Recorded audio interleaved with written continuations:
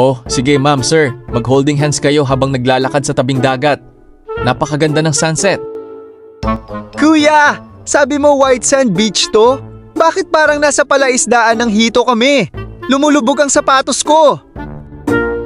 Sir, tawag po dyan ay rustic earthy tone. Kapag nilagyan ko ng Lightroom filter yan mamaya, mukha kayong mga diyosa na lumabas mula sa kagubatan. Ngayon, sabay kayong tumingin sa dagat. Parang deep po ha. Ready? 1, 2, 3.